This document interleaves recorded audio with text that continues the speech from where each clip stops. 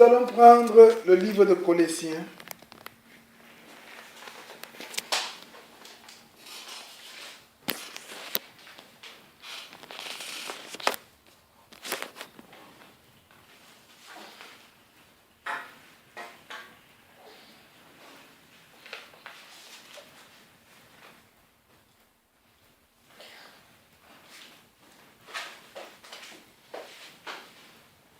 Nous allons lire à partir du verset 25, le chapitre 1. On va lire, lisons d'abord le chapitre 25.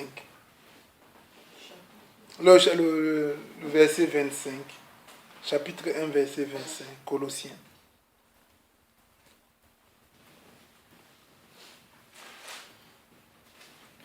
Car c'est d'elle que j'ai été fait ministre, selon la charge que Dieu m'a donnée auprès de vous, afin que j'annonçât pleinement la parole de Dieu. Le mystère caché de tout temps et de tous les âges m'est révélé à ses saints. Que quelqu'un dise Amen. La parole de Dieu est un mystère qui a été caché pendant beaucoup d'années. Alléluia. Mais qui a été révélé aux saints. Alléluia. Amen. Que quelqu'un dise Amen. Amen. Je vais reprendre. La parole de Dieu, selon Paul qui dit dans Colossiens 1 au chapitre 25, il dit que Dieu lui a donné le privilège d'annoncer la parole de Dieu. Et il dit que qu'il y a le mystère, que le mystère caché de tout le temps. Donc, la parole de Dieu est un mystère qui était caché de tout le temps. Alléluia. Et dans tous les âges, mais qui a été révélé aux saints. Alléluia. Allons dans Jean 1. Nous allons lire à partir du premier verset.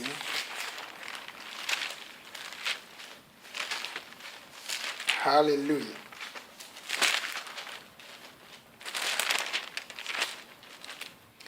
La Bible dit, Jean 1, à partir du verset 1, au commencement était la parole. Alléluia. Que quelqu'un dise, la parole est un mystère. C'est un mystère qui a été caché dans tous les âges. Et ce mystère a été révélé aux saints. Alléluia. Amen. Donc au commencement était la parole. La parole était avec Dieu. La parole était Dieu. Alléluia. Que quelqu'un dise la parole était Dieu. La parole était Dieu. Ça veut dire que Dieu est un mystère. Amen. Alléluia. Amen. Dieu est un mystère qui a été caché dans tous les âges et qui a été révélé aux saints. Amen. Alléluia. Toutes choses ont été faites par elle. Rien de ce qui n'a été fait sans elle. Elle était la vie. Quelqu'un dise la parole était la vie. La parole est la vie. La parole est la vie. Alléluia. Amen. Et la vie était la lumière. La parole était aussi la lumière. Alléluia. Et c'était la lumière des hommes. Alléluia. Amen. La lumière, lui, dans les ténèbres, c'est-à-dire la lumière brille dans les ténèbres, et les ténèbres ne l'ont point reçu. Qui? Les ténèbres n'ont pas reçu qui? La parole. La lumière qui était la vie qui était la parole, dont la lumière, la parole a lui dans les ténèbres, et les ténèbres ne l'ont point reçu. C'est qui les ténèbres? Le monde. Alléluia. Amen. Alléluia. Amen. Il y eut un homme envoyé de Dieu, son nom était Jean. Il vint pour servir de témoignage et pour rendre témoignage de quoi? À la lumière. La lumière qui était la parole. Et la parole qui est Dieu. Amen. Alléluia. Et la parole, afin que tout crusse par lui. il n'était pas la lumière. Jean-Baptiste n'était pas la lumière. Il n'était pas la parole. Alléluia. Mais il parut pour rendre témoignage de la parole, de la lumière. Cette lumière était la véritable lumière qui, en venant dans le monde, éclaire tous les hommes. Alléluia. Elle était dans le monde. Le monde ne l'a point reçue. Elle était dans le monde et le monde a été fait par elle. Le monde ne l'a point connue. Alléluia. Elle est venue chez les siens. Les siens ne l'ont point reçue. Mais à tous ceux qui l'ont reçue, à tous ceux qui ont crié en son nom, il leur a été donné le pouvoir d'être appelés. Alléluia. À tous ceux qui ont reçu, à tous ceux qui ont crié en son nom, il leur a été donné le pouvoir. Alléluia. De démystifier. De que le mystère leur soit révélé. Amen. Alléluia. Amen. Alléluia. Amen. Parce que le mystère de la parole est révélé au sein. Alléluia. Amen. Et aujourd'hui, frère, nous allons comprendre quel est le mystère de la parole en la personne de Jésus-Christ de Nazareth. Que quelqu'un dise Amen. Amen. Alléluia. Alléluia. Alléluia. Je vous ai dit ce matin, frère, prenons le verset biblique. Alléluia. Parce qu'il n'y a pas de mystère pour ce qui est de la parole, point saint.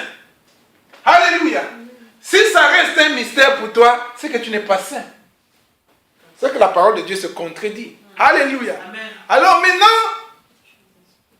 nous devons donc comprendre que, parce que c'est un mystère que beaucoup de gens, que les saints doivent connaître, beaucoup de personnes maintenant veulent le développer, parce que comme c'est un mystère, beaucoup de gens veulent démystifier ça, beaucoup de gens veulent comprendre le mystère avec la chair.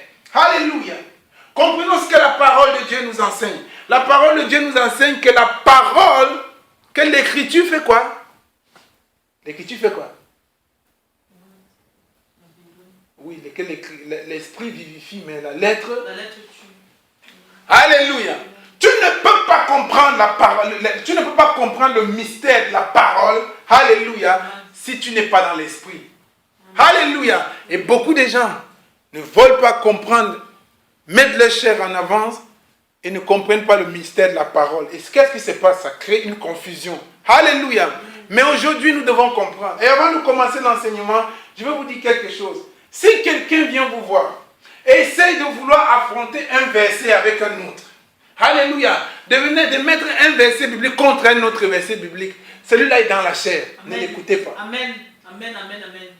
Alléluia. Amen.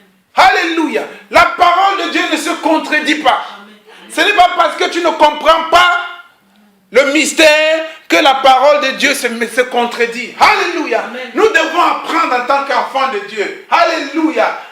À réconcilier les versets bibliques.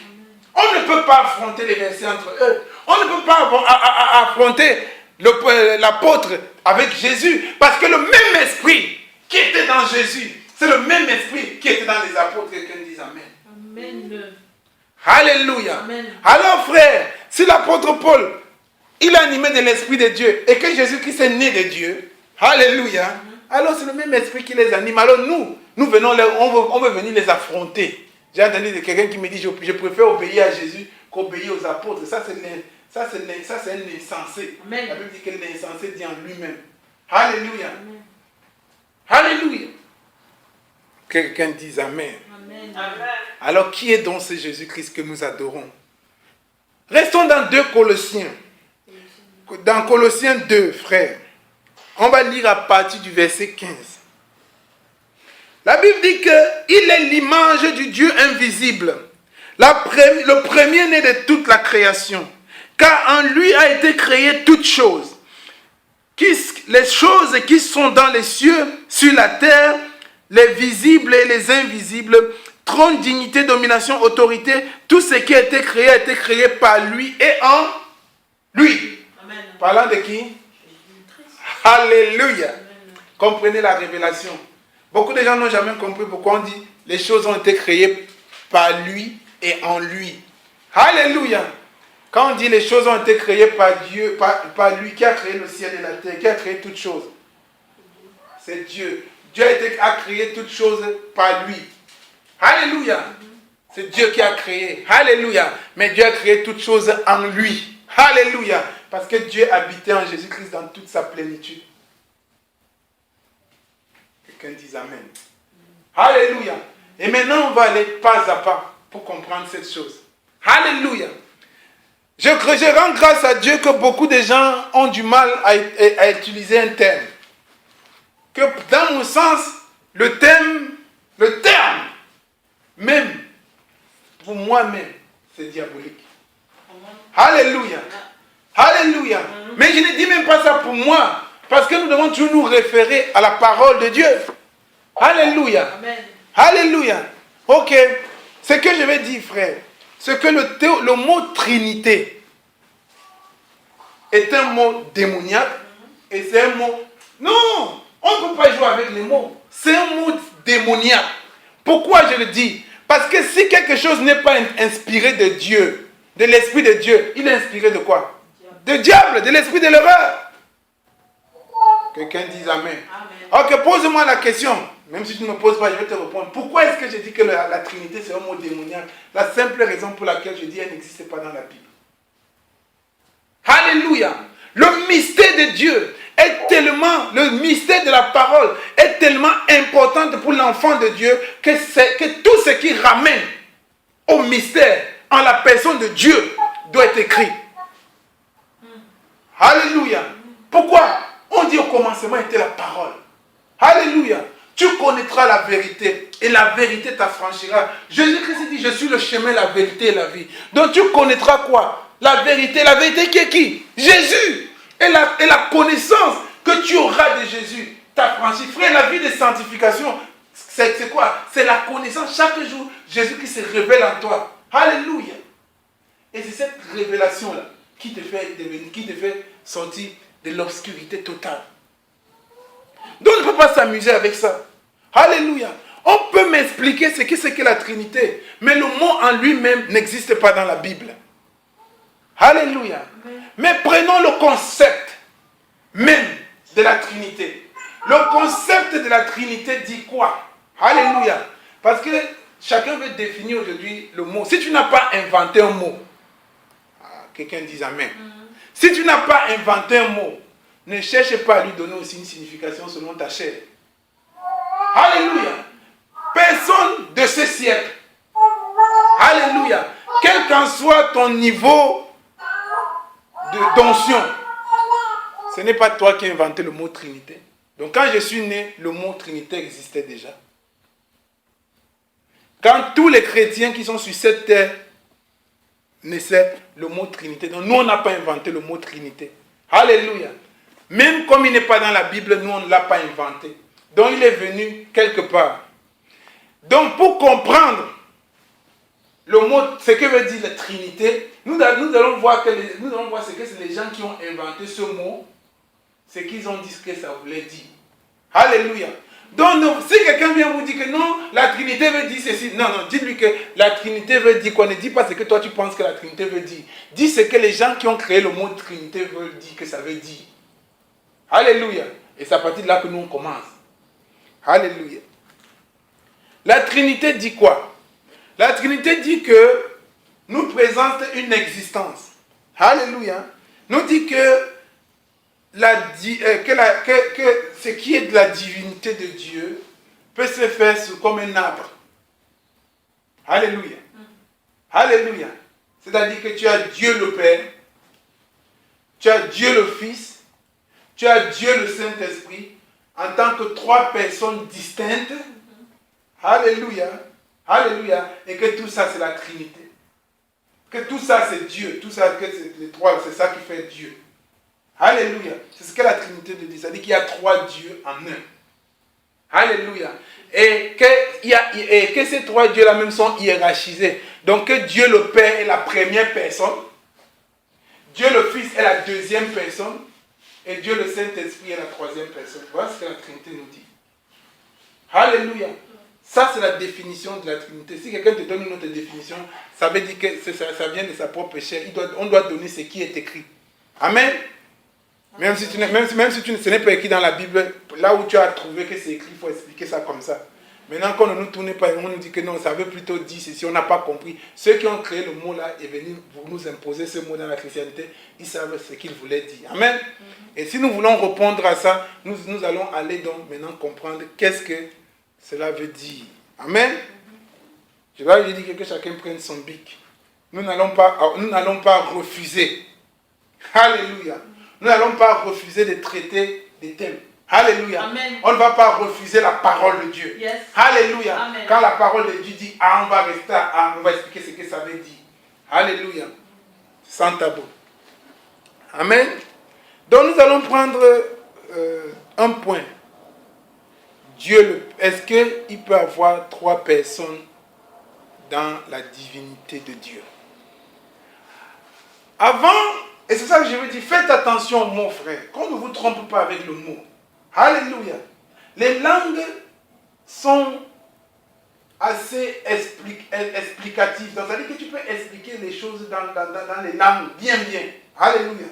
Si nous prenons le mot français, personne. Alléluia. Nous pouvons savoir que veut dire personne. Alléluia. On ne peut pas dire que non, pour moi, personne veut dire non. Que veut dire, quelle est la définition du mot personne? Seulement dans la définition du mot personne, vous comprenez l'absurdité de cette théorie. Personne veut dire une entité physique. Amen. Alléluia. Personne veut dire que c'est une entité physique. Alléluia. Amen. Donc le mot personne ramène à une entité physique, visuelle que tu peux voir. La question que je te pose, est-ce que tu peux voir un esprit? Alléluia. Ok, la Bible dit ceci. C'est là maintenant, chacun va entrer maintenant. Chercher. Que grand est le mystère de la piété. Alléluia.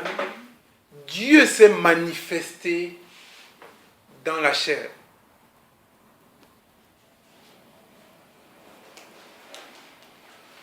Alléluia. Amen. Grand est le mystère de la piété. Dieu s'est manifesté dans la chair. Alléluia.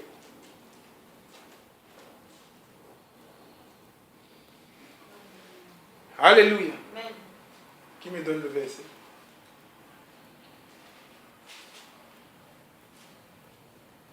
Alléluia. 1 Timothée 3,16. On va entrer dans l'interactivité. Grand est le mystère de la piété. 1 Timothée 3,16.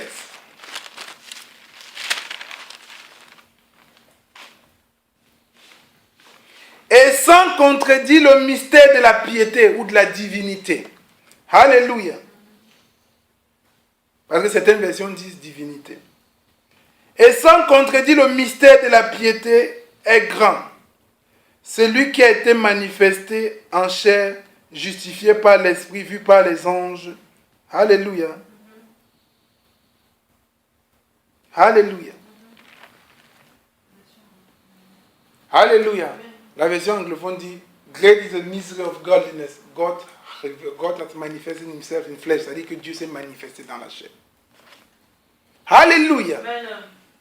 Frère, dans toute la divinité, il y a une seule personne. Et cette personne représente la représentation physique de Dieu. La Bible dit que Jésus-Christ est l'image du Dieu invisible. Alléluia. Amen. On a lu Colossiens 1 au verset 15. Il est l'image du Dieu invisible. Alléluia. Amen. Yes. Alléluia. Quelqu'un me dise Colossiens 1 au verset 15. Amen. Alléluia. Je vais encore nous envoyer dans les Écritures. Alléluia. C'est une interaction, frère. Amen. Alléluia. Dieu dit, tu n'as voulu ni holocauste, ni sacrifice, mais tu t'es fait un. Alléluia. Amen. Tu n'as voulu ni holocauste, ni sacrifice, mais tu t'es fait un corps. Jésus-Christ est le corps dans lequel que Dieu s'est fait, dans lequel il est venu lui-même habiter. Quelqu'un dise Amen. Amen. Alléluia. Donc Jésus-Christ est la personne de toute la divinité. Il y a une seule personne et cette personne s'est manifestée en Jésus-Christ. Alléluia. Amen. Alléluia. Amen. Maintenant, je sais qu'il y a beaucoup de questions qui pourraient nous venir à la tête. On va avancer. Alléluia. Je vous laisse chercher, chacun va trouver. Alléluia. Amen. Alléluia. Vous avez trouvé? Tu n'as voulu ni... Hein? Alléluia. C'est ça. Tout le monde doit être mis en contribution dans ces choses.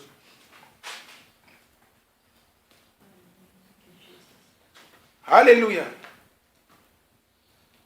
Mais on avance. Je vais revenir sur ça, frère, parce que ça sera une étape. Donc quand vous n'avez pas trouvé d'ici là, on va le dire. D'ici là, je vais vous dire. Se trouve. Mais c'est quelque chose que nous tous nous devons.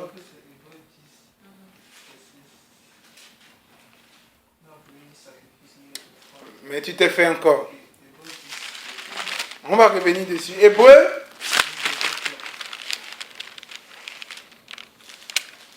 Pourquoi je fais comme ça? J'ai expliqué ça un peu vendredi. Pour que chacun soit en interaction, qu'on cherche un peu. Amen. Parce que quand toi-même tu cherches, ça reste après. Hébreu 10. Hébreu 10, verset 5 et 6. Tu n'as agréé ni holocauste ni sacrifice pour le péché. Alors j'ai dit, c'est ça? Alors j'ai dit, viens. Hein? À partir du 5.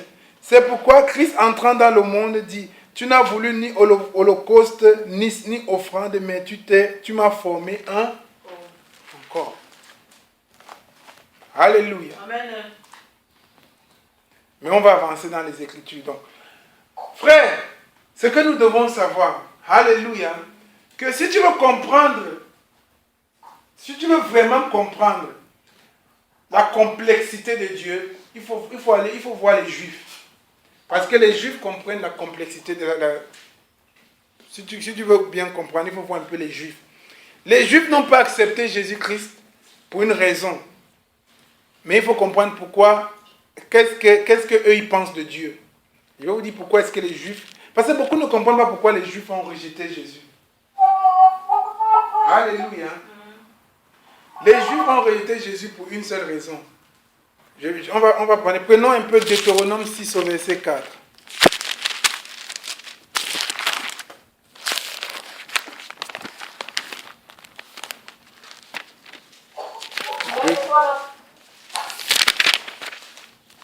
Deutéronome 6 au verset 4.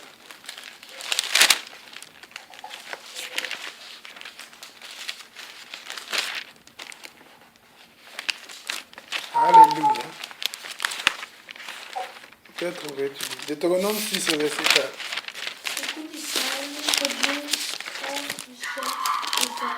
Ok. Écoute Israël, l'Éternel ton Dieu est un Seigneur. Alléluia. Écoute Israël. L'Éternel ton Dieu est un seul, c'est un Seigneur. Amen. Frère, Dieu unique.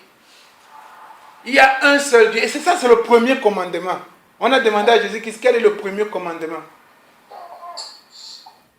Jésus-Christ a dit, le premier commandement c'est que écoute Israël, l'Éternel ton Dieu est un seul Seigneur, tu l'adoreras de tout ton cœur, de toute ton âme. Voilà le premier commandement. Le premier commandement que Dieu a donné au peuple d'Israël, c'est que Dieu est un et indivisible. Il est un seul, il y a un seul Dieu, un seul, créateur de toutes choses. Et nous allons maintenant aller dans les Écritures pour voir qu'il y a un seul Dieu. Amen. Alléluia. Un seul Dieu. Il n'y a pas deux dieux, il n'y a pas trois dieux, il n'y a pas quatre dieux. Il y a un seul Dieu. Alléluia. Est-ce que vous êtes toujours avec moi? Amen. Alléluia. Yes. Allons dans les Écritures. Allons voir dans Ésaïe 45 au verset 5. Le livre d'Ésaïe, c'est un bon livre si tu veux comprendre beaucoup de choses sur Jésus-Christ. Ésaïe 45 au verset 5. Qu'est-ce que Dieu dit par le prophète Ésaïe? Je suis l'Éternel, il n'y a point d'autre. En moi, il n'y a point de Dieu. J'étais saint avant que tu me connusses. Amen. Amen. Alléluia. Dieu dit que Dieu exclut lui-même la possibilité qu'il y ait un autre Dieu que lui. Amen. Amen. Alléluia. Donc Dieu il dit que je suis Dieu, le seul Dieu. Il n'y a hormis moi. C'est Dieu qui parle. Alléluia. Il dit que hors de lui, il n'y a aucun autre Dieu. Donc Dieu est unique. Alors Ésaïe 46, on va lire à partir au verset 9.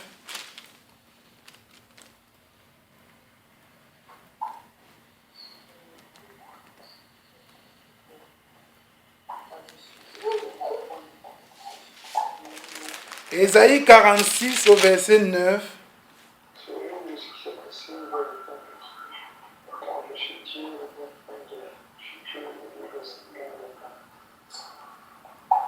Souvenez-vous de tout ce qui s'est passé dès le temps des anciens, dès les temps anciens, car je suis Dieu et il n'y a point d'autre.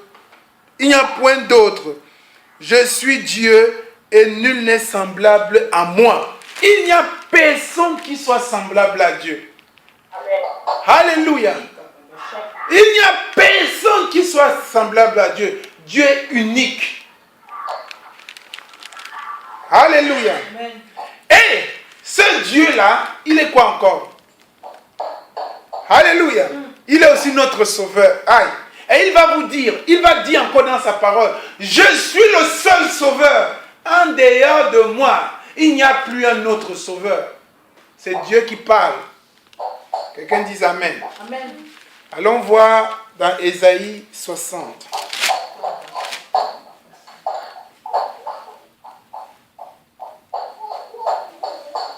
On va lire le verset 16. Ésaïe 60, on lit au verset 16.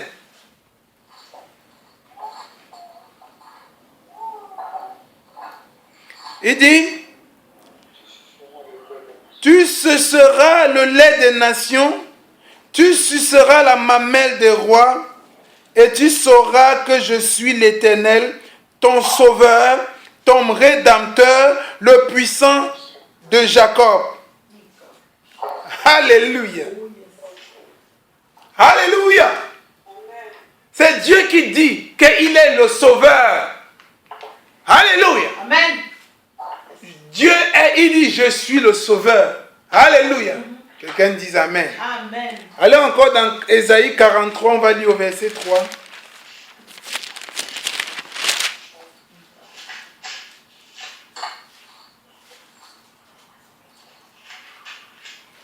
Il dit, car je suis l'Éternel ton Dieu. Ésaïe 43, verset 3. Car je suis l'Éternel ton Dieu, le Saint d'Israël, ton sauveur. Je donne l'Égypte pour ta rançon et l'Éthiopie et Saba à ta place. Alléluia. Amen. Alléluia. Est-ce que vous voyez que Dieu dit qu'il est le seul, qu'il est sauveur? Alléluia. Amen. Vous pourrez me demander où est-ce qu'il a dit qu'il est le seul sauveur. Quelqu'un me pose la question. Où est-ce que Dieu a dit qu'il est le seul sauveur? Nous savons qu'il est sauveur. Mais est-ce qu'il y a combien de sauveurs? Alléluia. Alléluia. On ne peut pas répondre aux questions avec notre imagination. Quelqu'un me donne Osée 13 au verset 4. Le livre d'Osée. Là, il dit, frère, prenez les notes. Ce que je vous dis là, ce sont des choses que vous pourrez vérifier.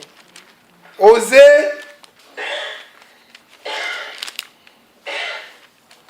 Le livre d'Osée. Alléluia. Osée 13. Et nous allons lire au verset 4. Qu'est-ce qu'il dit? Et moi, je suis l'Éternel ton Dieu. Dès le pays d'Égypte, Tu ne connais d'autre Dieu que moi. Il n'y a de sauveur que moi. Alléluia. Amen. Il n'y a de sauveur que Dieu lui-même. Quelqu'un dit Amen. Amen. Il y a combien de dieux? Un seul. Il y a combien de dieux? Il dit je suis le seul éternel. Après, il y a combien de sauveurs? Un seul. Alléluia. Donc il ne peut y avoir qu'un seul Dieu. Il ne peut y avoir qu'un sauveur qui c'est Dieu lui-même. Et ce Dieu-là, c'est qui? C'est Elohim. Alléluia. Il y a un seul sauveur, c'est Elohim. Elohim. Et je vais vous dire quelque chose, c'est que beaucoup de gens ne connaissent pas. Le mot Elohim, en hébreu, c'est un mot pluriel. Elohim. Dieu parle de lui à la troisième personne toujours. Pour manifester son immensité. Beaucoup de gens viennent me dire, oui. Et pourquoi Jésus-Christ a dit, pourquoi Dieu dit, créons l'homme à notre image. Alléluia. Il dit, pourquoi Dieu dit, créons l'homme à notre image. Alléluia. Donc, quand Dieu crée, Dieu dit, on va arriver, Dieu dit que lui, il a créé toutes choses lui-même. Et il n'y a eu personne qui l'a aidé à créer, on va arriver. Alléluia. Donc pourquoi donc il dit que créons l'homme? Alléluia. Et les gens viennent me dire que oui, mais ça veut dire qu'il était avec Jésus-Christ. Il a créé donc avec Jésus-Christ. Alléluia. La Bible n'a jamais dit qu'il a eu l'aide de quelqu'un pour créer le ciel et la terre. On va mettre balle au centre aujourd'hui. Alléluia. Et je vais vous dire pourquoi est-ce qu'il a dit créons l'homme à notre image. Il a dit, comme beaucoup de gens ne savent pas, une chose. Est-ce que vous savez que la reine d'Angleterre a un titre divin pour les Anglais? Elle est le chef de l'église anglicane. Est-ce que vous savez ça? L'église protestante anglicane. C'est la reine d'Angleterre. Elle est là pour eux. C'est leur chef. Alléluia. Tu ne verras jamais la reine d'Angleterre parler d'elle à la première personne. Jamais. Alléluia. Pourquoi? Si la reine d'Angleterre veut dire qu'elle veut faire quelque chose, elle dit faisons cette chose. On a fait ceci, nous allons faire. Pourquoi? Elle ne parle jamais d'elle à la première personne. Elle a un titre divin. Pour les Anglais, c'est comme ça que c'est écrit. Donc pourquoi alors s'étonner aujourd'hui? Même les Anglais, quand ils disaient que, quand tu dis allons par exemple, quand tu dis je veux faire, quand tu dis let go, ça veut dire quoi? Let us. Ensemble. Alléluia. Ce n'est pas nouveau, frère. Dieu parle plus. Dieu Elohim parle de lui au pluriel. Ça ne veut pas dire qu'il est trois, il dit qu'il est unique. Mais dans son immensité, alléluia, personne ne peut voir. Ok, je vais faire une petite parenthèse. On va me dire que oui.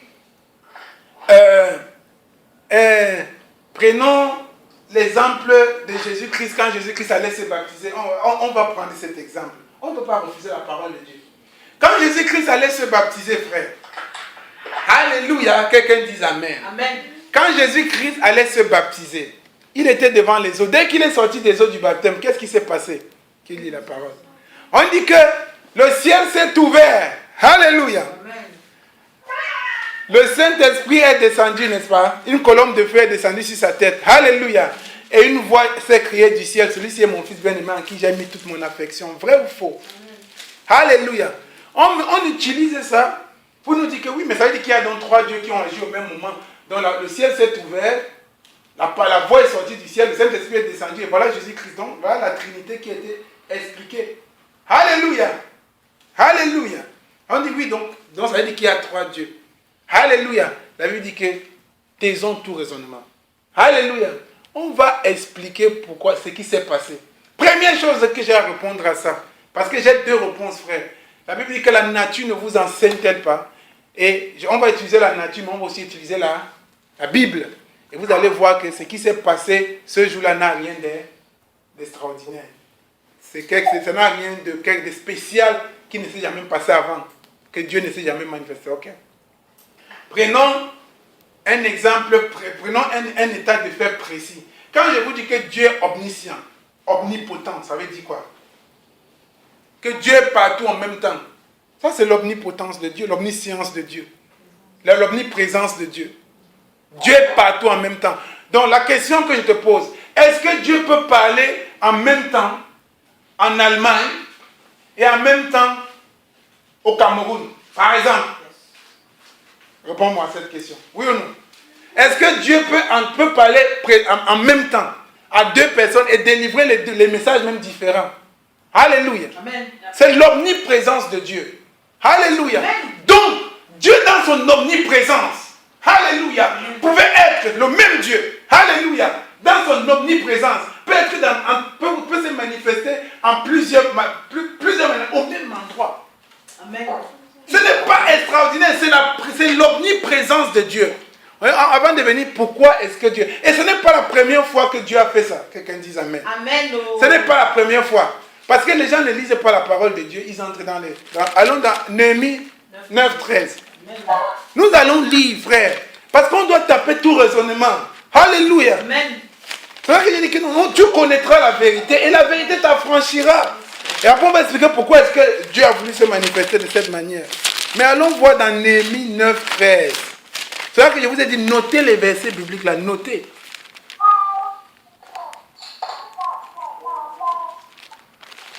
Néhémie 9:13. Néhémie 9:13.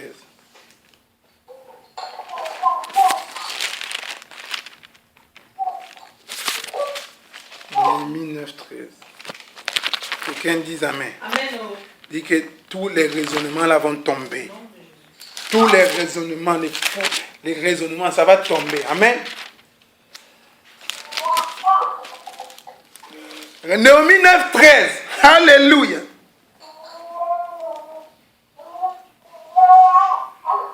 Alléluia. Lisons à partir du verset 12 même. Il dit,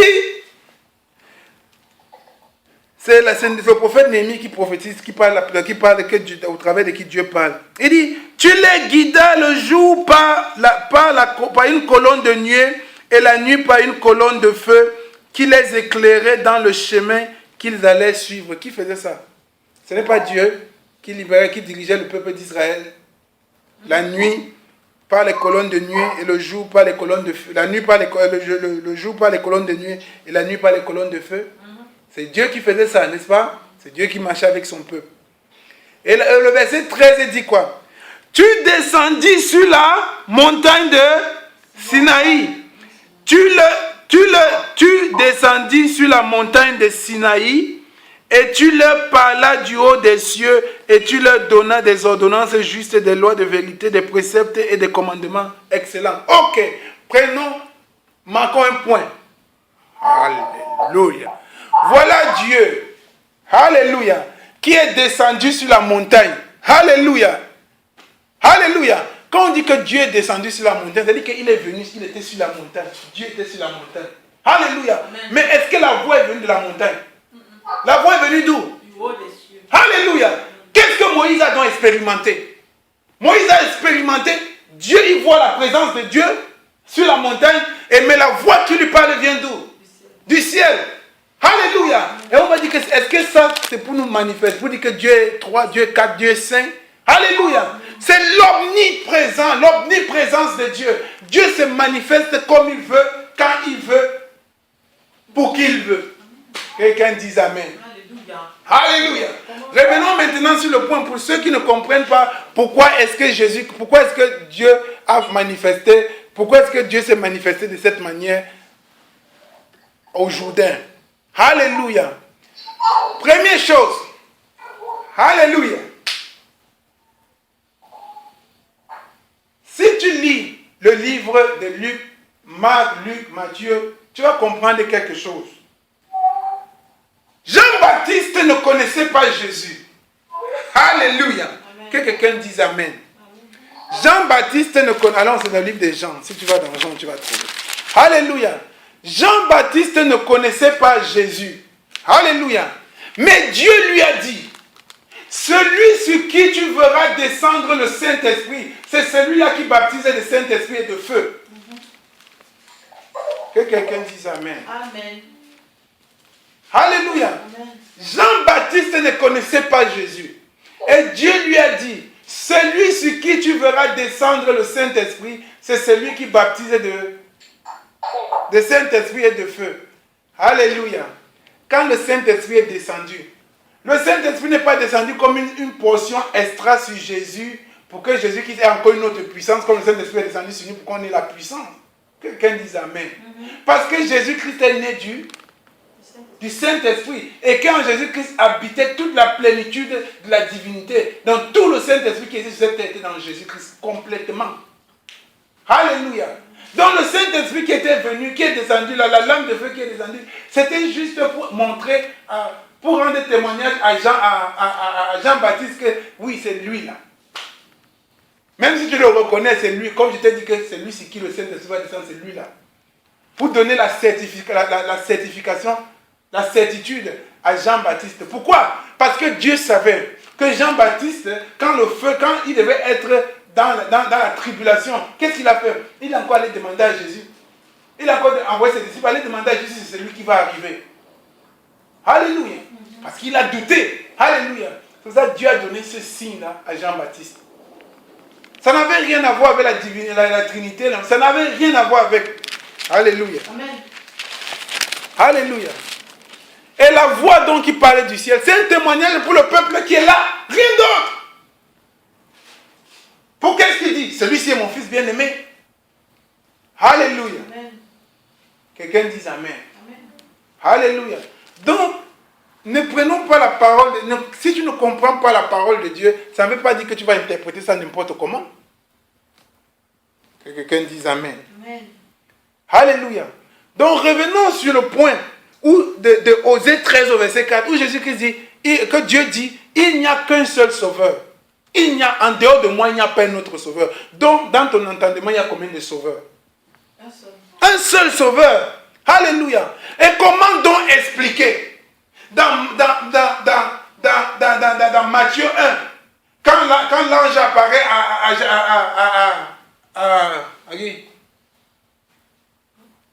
à Joseph, il dit quoi? Ne répudie pas ta femme. Hein? Car l'enfant qu'elle va enfanter vient du Saint-Esprit. Tu l'appelleras, car il sauvera son peuple du péché. Alléluia. Jésus-Christ est sauveur. Frère, il y a combien de sauveurs? Pourquoi est-ce qu'on doit affronter les Écritures? Allons un peu dans Matthieu, on va lire. Pourquoi il faut affronter les Écritures? Alléluia. Nous devons les réconcilier. C'est ça l'Esprit de Dieu. Ne vous inquiétez pas, il y a d'autres choses. On va parler. Pourquoi est-ce que Jésus-Christ dit à la croix que Père, je te remets mon âme? On va parler de tout ça. Mais que chacun prenne les versets bibliques. Matthieu 1, lisons à partir du verset 20. Comme il pensait, voici un ange du Seigneur lui apparut en songe et dit, Joseph, fils de David, ne crains point de prendre avec toi Marie, ta femme, car l'enfant qu'elle a conçu vient du Saint-Esprit. Elle enfantera un fils et tu lui donneras le nom de Jésus, car il sauvera son peuple des péchés. Alléluia. Comment est-ce que tu vas donc mettre le verset Matthieu 1, 21, et Ésaïe 13, 4, Osée 13, 4? Il faut l'Esprit de Dieu. Alléluia. Parce qu'il y a un seul sauveur. Alléluia. Amen. Donc si Jésus-Christ est sauveur, puisqu'on dit Jésus-Christ est sauveur, c'est notre sauveur, il sauve son peuple. Et Dieu dit qu'en dehors de moi, il n'y a pas un autre sauveur. C'est que Jésus-Christ est quoi? Alléluia. Pardon. Comprenons la pensée de Dieu et avançons. Alléluia. Donc, Jésus est donc le sauveur. C'est lui-là même qui a sauvé son peuple des griffes de Pharaon, auquel il y aurait mensonge ou non. Parce que, qu'est-ce que la Bible dit? Dieu n'est pas un homme pour mentir, ni le fils de l'homme pour se repentir. Donc Dieu ne ment pas. Alléluia. Amen.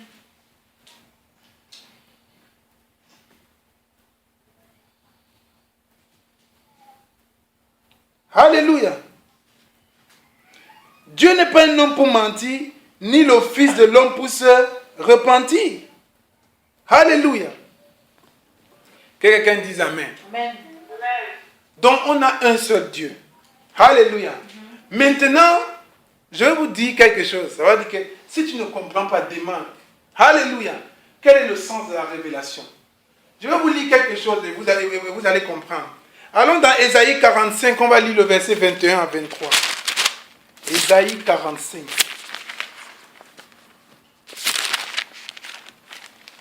Pardon, notez les versets. Notez les versets.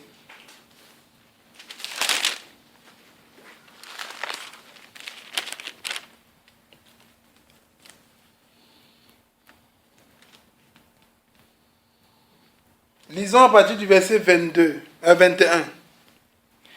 Il dit, déclarez-le et faites-les venir, qu'ils prennent conseil les uns des autres. Qui a prédit ces choses dès le commencement et depuis longtemps il les a annoncées? N'est-ce pas moi l'Éternel? Il n'y a point d'autre Dieu que moi. Je suis le seul Dieu juste et qui sauve. Amen. Ce n'est que Dieu qui sauve, frère, il n'y a pas un autre. Il dit, tournez-vous vers moi et vous serez sauvés. Vous tous qui êtes aux extrémités de la terre, car je suis Dieu. Il n'y a point d'autre. Il n'y en a point d'autre. Alléluia. Je le jure par moi-même. La vérité sort de ma bouche et ma parole ne sera point révoquée. Tout genou fléchira devant moi et toute langue jurera par moi. Que quelqu'un dise Amen. Amen. Yes, Lord. Alléluia. Amen. Alléluia. Qu'est-ce que Dieu dit? Comprenez, comprenez, frère. Allons dans Philippiens 2, 9. Regardez ce verset, c'est la main sur ce verset. Vous allez à Philippiens 2, 9, c'est l'autre verset. Et vous allez comprendre. Il ne faut pas que la Bible dit ne nous laissons pas séduire. Alléluia. Si quelqu'un ne comprend pas, qu'il demande à Dieu. Alléluia. Je vous dis ça pour que chacun comprenne. Philippiens 2, 9 dit quoi?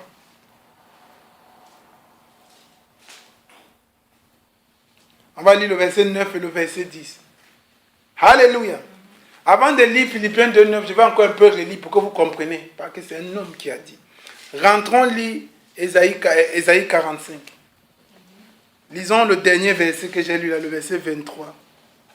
Dieu dit, je le jure par moi-même. La vérité sort de ma bouche et ma parole ne sera point révoquée. Que quelqu'un dise, ma parole ne sera point révoquée. La parole de Dieu ne sera point révoquée. Alléluia. Amen. Amen. Tout genou fléchira. Alléluia. Et toute langue jurera par moi. Alléluia. Quelqu'un dise, la parole de Dieu ne sera jamais révoquée. Alléluia. Allons donc dans Philippiens 2, 9. Il dit, c'est l'apôtre Paul qui parle. Il dit, c'est pourquoi aussi Dieu l'a souverainement élevé. Il lui a donné le nom qui est au-dessus de tous les noms. Quelqu'un dise Amen. Afin qu'au nom de Jésus, que quelqu'un lise, frère, afin qu'au nom de Jésus, tout genou fléchisse dans les cieux et sur toute la terre et sous la terre, et que toute langue confesse que Jésus-Christ est Seigneur à la gloire de Dieu le Père. Est-ce que vous avez compris? Toute langue prophétise, toute langue jurera, tout genou fléchira. Ça, Philippiens 2,9, c'est l'accomplissement de la prophétie de Hébreux 45. Ésaïe 45, 23. Alléluia. Alléluia. Dieu ne peut pas se contredire. Alléluia. Quelqu'un dise Amen. Alléluia. Je vous dis, frère, on va traiter. Pose-moi la question. Pourquoi Jésus-Christ, que Jésus-Christ est Seigneur à la gloire de Dieu le Père? Alléluia. Parce que Jésus-Christ est la gloire de Dieu. Pourquoi Jésus-Christ est la gloire de Dieu? Alléluia. Parce que la Bible dit que, vous avez lu dans Jean, on dit, tout a été fait par lui. C'est-à-dire qu'il est Dieu. Pour lui. Alléluia. Et en lui. Alléluia. Jésus-Christ, alléluia, avait un corps. Nous avons vu, tu n'as voulu ni sacrifice ni de corps, mais tu t'es fait un corps. Jésus-Christ, le Fils, alléluia. Comprenez bien, frère. Jésus-Christ, Fils de Dieu, parce qu'on l'appelle aussi Fils de Dieu. Alléluia. Jésus-Christ, Fils de Dieu. Alléluia. Est le Fils de Dieu dans ce sens. Alléluia. Que Dieu lui a fait un corps. Alléluia. La Bible dit qu'en Jésus-Christ, on l'a vu Colossiens 2:9, habitait toute la plénitude de la divinité corporellement. Ça veut dire que s'il y a une divinité qui existe, s'il y a un Dieu qui existe sous n'importe quelle forme, il était entièrement en Jésus-Christ de Nazareth. Alléluia. Donc Jésus-Christ, n'est-ce pas, qui est l'image visible du Dieu invisible, alléluia, est une création de Dieu. C'est pour ça que Dieu est le Père. Alléluia. Ça, c'est le mystère. Le mystère, c'est que Dieu a fait un corps. Et que lui-même, il est entré dans ce corps. Alléluia. Voilà le mystère. Il a fait un corps. Comme il a fait Adam. Il a pris la poussière, il a fait le corps. Et il est entré lui-même dans ce corps. C'est-à-dire que Dieu, dans toute sa plénitude, a été contenu en Jésus-Christ de Nazareth. Alléluia. C'est pour ça que Jésus-Christ de Nazareth avait une dualité. Alléluia. Il était un homme. Alléluia. Dans la chair. Parce que Dieu lui a fait cette chair. Il est le Fils. Alléluia. Mais il est aussi Dieu. Alléluia. De par l'Esprit qui habitait totalement en lui. C'est pour ça que Jésus-Christ pouvait se mettre à genoux. Il dit, Seigneur, Seigneur, la chair. Alléluia. Amen. Alléluia. C'est pour ça que Jésus-Christ pouvait regarder quelqu'un et dire, je te pardonne tes péchés. Il n'y a que Dieu qui pardonne le péché. C'est pour ça que Jésus-Christ dit que tu seras avec moi au ciel aujourd'hui. Parce qu'il n'y a que Dieu qui décide qui va être sauvé, qui ne va pas être sauvé. Voilà la vérité, frère. Alléluia. Alléluia. Jésus-Christ est Fils de Dieu dans quoi? Dans ce qui est de la rédemption de l'homme. Mais dans la création, le Père. C'est pour ça que quand tu vois Père, n'aimez pas Fils. Alléluia. Parce que le Père a une fonction créatrice. C'est le Père qui, c'est pas le Père que tout a été créé. Donc le Père a créé, le Père crée. Le Fils régénère, il sauve. Alléluia. Mais tout ça habitait en Jésus-Christ pleinement. Quelqu'un dise Amen. On va avancer, frère. Quand quelqu'un ne comprend pas, il dit, mais pourquoi Jésus-Christ crie? Il va prier. Oui, la chair a besoin de prier. Alléluia. Alléluia. Les gens ne comprennent pas. Quand tu ne comprends pas, on dit que c'est un mystère. Que tu ne peux comprendre ça que si Dieu se révèle à toi.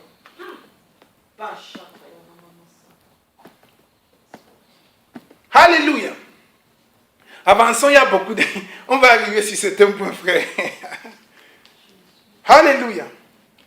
Allons encore dans Ésaïe. Je vais encore vous montrer pourquoi je dis que Jésus-Christ est Dieu encore. Allons voir dans Ésaïe 44 au verset 6. Il a dit notez, notez, notez. Avant que les gens viennent vous tromper. Oui, pourquoi Jésus-Christ va se référer au Père? Oui. Pour ce qui est de la création, Jésus-Christ, l'homme, doit se référer à celui qui l'a créé, qui est Dieu. Mais ce Dieu-là, ce Père, il habite en lui. Point. C'est pour ça qu'il existe, il y a un seul Dieu, frère. Allons dans Ésaïe 9:5. S'il y a un seul Dieu, est-ce que je peux appeler notre personne Dieu si ce n'est pas le seul Dieu qui existe? À moins d'être idolâtre. Allons dans Ésaïe 9:5.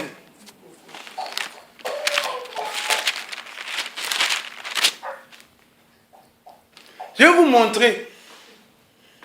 Ésaïe 9:5.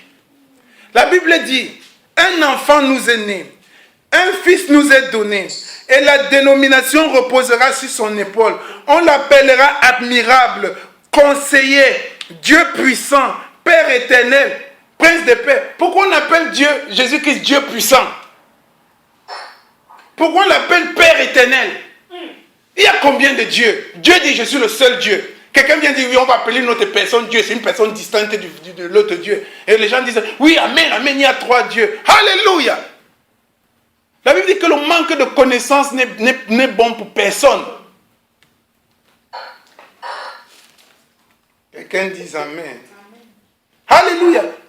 Alléluia! Et je vais encore vous montrer un autre truc. Allons un peu dans Zacharie 12.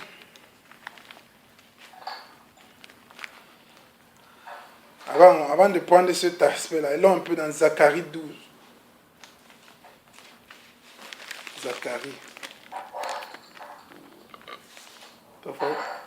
Zacharie 12.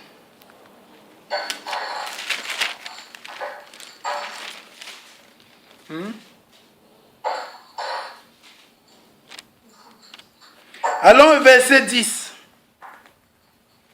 C'est Dieu qui prophétise par le prophète Zacharie. Il dit, alors je répandrai sur la maison. Attends, pour qu'on se mette un peu dans le contexte, parce qu'on va dire, oui, comment est-ce que tu sais? Prenons un peu à partir du verset 8. En ce jour, l'Éternel protégera les habitants de Jérusalem, et le faible parmi eux sera dans ce jour comme Dieu. La maison de David sera comme Dieu et comme l'ange de l'Éternel devant eux. En ces jours-là, je m'efforcerai de détruire toutes les nations qui viendront contre Jérusalem. Ça, c'est Dieu qui parle. Alors je répandrai sur la maison de David et sur les habitants de Jérusalem un esprit de grâce et de supplication. Ils tourneront les regards vers moi, celui qu'ils ont percé. Ils pleureront sur lui comme on pleure sur un fils unique, et ils pleureront amèrement sur lui comme on pleure un premier-né. Que quelqu'un dise amen. Dieu dit ceci, qu'il va venir, il va mettre un esprit de supplication. Les gens pleureront sur lui, sur celui qu'ils ont percé. Ils ont percé qui? Quand est-ce qu'ils ont percé Dieu? Quand est-ce que Dieu a été percé? Jésus-Christ à la croix a été percé. C'est Dieu qu'on percé, frère. Alléluia. Quand tu ne comprends pas le sens de la révélation. Alléluia. Frère, on a percé Jésus-Christ. Dieu quand alors? Il dit qu'ils pleureront sur moi comme on pleure sur un premier-né. On a pleuré sur un premier-né. Quand on dit Jésus-Christ est le premier-né de toute la création. Amen. Alléluia. Les gens n'ont pas compris. On a même demandé et dit que bon, comment est-ce que tu sais? Regardez. Les anges disent, Dieu dit que tu ne peux adorer aucun autre Dieu que lui. Alléluia. Les anges disent que les mages, ils disent qu'ils suivent l'étoile d'Orient pour partir adorer qui? Jésus, n'est-ce pas? Ils suivent. Tu ne peux adorer que Dieu. Mais ils suivent une étoile pour aller adorer qui? Jésus. Et quand ils arrivent, Jésus là c'est qui? C'est un enfant qui est dans un étable. La maman là, elle lui donne le lait. C'est ça qu'ils viennent adorer. Alléluia. Alléluia. Pourquoi? Parce que c'est un enfant. Et l'homme en lui, l'enfant, il prend le lait. Dieu en lui donne, il produit le lait que la femme va prendre. Donc Jésus-Christ produit le lait. Bébé, il boit, il prend le lait. Mais il produit aussi le lait qu'il va boire. Ça, c'est le mystère de la création, frère. C'est le mystère de la divinité. Tu ne peux pas comprendre. Ça a été révélé. Alléluia. Quelqu'un dit amen. Ça a été révélé. Mais les gens ne veulent pas. C'est pour ça que, regardez frère, alléluia. Les apôtres ont dit à Jésus-Christ, Jésus-Christ, montre-nous le Père et cela nous suffit. Alléluia. Quelqu'un me cherche ça. Alléluia. Montre-nous le Père et que cela nous suffit. Qu'est-ce que Jésus-Christ a répondu? Mais je suis avec vous depuis longtemps et vous me posez cette question. Alléluia. Jésus, on dit, montre-nous le Père. Et il dit que je suis avec vous. Hey.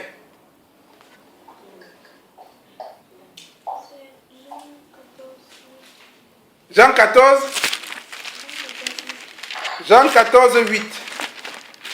Frère, avant d'entrer dans une autre phrase, on va un peu décortiquer cette phrase. Jean 14, 8.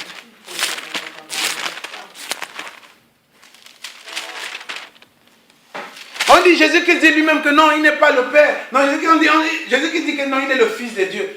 Alléluia. Non, mais Jésus-Christ, attention. Jean 14.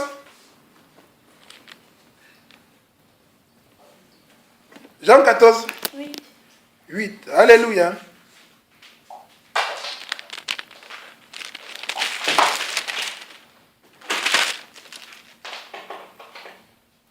Simon Pierre lui dit.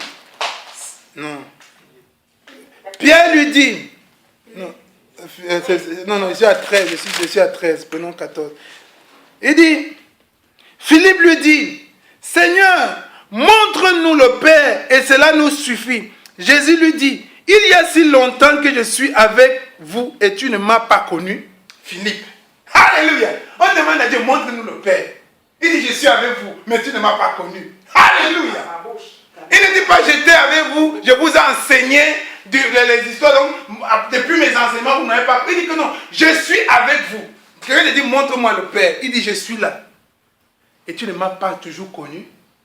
Alléluia. Alléluia. Parce qu'il dit, je suis là. Et tu ne m'as pas connu, tu veux le Père, alors que le Père est avec toi depuis et tu ne l'as pas connu. Car si tu m'as vu, tu as vu le Père. Parce que je suis l'image visible du Père, de Dieu invisible. Amen. Donc si tu m'as vu, tu as vu le Père. Alléluia. Hey, qu'elle dise Amen.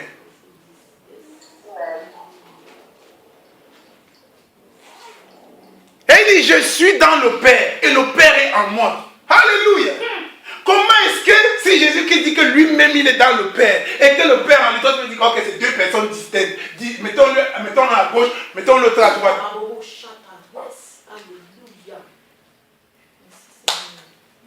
Alléluia. Et non, oui, il y a le Père, il y a Jésus-Christ assis à la droite du Père. Cette histoire de droite là, il faut même qu'on explique aux gens. Parce que quand tu ne comprends pas ce que c'est que la droite de Dieu, la Bible dit que Dieu est immense. Frère, physiquement, la droite de Dieu ne peut pas être vue et expliquée comme tu vois ta droite et tu vois ta gauche. C'est impossible. Parce que Dieu est immense. Où commence la droite de Dieu? Où est-ce qu'elle s'arrête? Dieu est esprit. Où commence sa droite? Où commence sa gauche? Il est immense. Il est infini. Comment est-ce que tu peux donc expliquer quelle est la droite de Dieu? Non, mais Dieu, si Dieu dit qu'il a une droite, c'est que Dieu a une droite. Oui, Dieu a une droite. Mais la droite de Dieu, ce n'est pas comme toi et moi on voit. Explication biblique. Exode. Allons dans Exode. Non. Allons dans Exode. Exode 15. Alléluia. Que quelqu'un dise Amen. Notez, frère, notez. Il dit ceci, on va lire à partir du verset 1. Alors Moïse et les enfants d'Israël chantaient ce cantique à l'Éternel et dit, je chanterai à l'Éternel car il a fait éclater sa gloire. Il a précipité dans la mer le cheval et son cavalier. L'Éternel est ma force et le sujet de mes louanges. C'est lui qui m'a sauvé, il est mon Dieu, je le célébrerai. Il est le Dieu de mon Père, je l'exalterai. L'Éternel est un vaillant guerrier, l'Éternel est son nom.